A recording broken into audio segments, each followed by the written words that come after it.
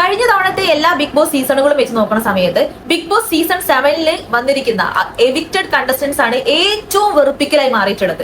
എനിക്ക് വല്ലാണ്ട് അങ്ങനത്തെ ഒരു ഫീൽ വരുന്നുണ്ട്. നിങ്ങൾക്ക് അങ്ങനെ ഒരു ഫീൽ വന്നിട്ടുണ്ടോ? അതായത് ശരിക്കും അവർക്ക് ഉണ്ടാക്കി വെച്ചിരുന്ന ബാഡ് ഇമേജ് എല്ലാം മാറ്റാൻ വേണ്ടിയിട്ട് പറ്റുന്ന ഒരു അവസരമായിരുന്നു ലാസ്റ്റില് ഇവർ ഫൈനലില് ഈ ഒരു എപ്പിസോഡിൽ വരിക എന്നത്.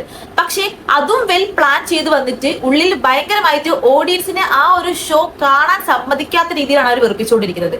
ബിൻസിയൊക്കെ അവർക്കൊക്കെ ഓൾറെഡി കഴിഞ്ഞു പോയതാണ്. ഒരു ആഴ്ച കൊണ്ട് തന്നെ ഔട്ടായി പോയതാണ്. ആൾക്കാരുടെ പെർഫോമൻസ് കാഴ്ചവെക്കാൻ വേണ്ടി പറ്റിയിട്ടുണ്ടാവില്ല. പക്ഷേ അതിന് ഈ PR എന്നും ബാക്കിയുള്ള പെർഫോമൻസ് ചെയ്യുന്ന ആൾക്കാരെ ഇറിറ്റേറ്റ് ചെയ്യുക എന്നതൊക്കെ ഒരു ടാർഗറ്റായി അവർ കൊണ്ടുവരാനും, അത് മാത്രമല്ലാതെ ഇത് കാണുന്ന ഓഡിയൻസിന് ഭയങ്കരമായിട്ട് എന്താകുന്നുണ്ട്, അതായത് നല്ല രീതിക്ക് ക്ലൈമാക്സ് പ്രതീക്ഷിച്ചുകൊണ്ടിരുന്ന ഒരു എപ്പിസോഡ് കയറിയിട്ട് ഇവരെല്ലാവരും ചുമ്മാ കയറിയിട്ട് ഷോ കാണിക്കാൻ വേണ്ടി മാത്രമാണ് ആ ഷോയിൽ കയറി വന്നിരിക്കുന്നത്.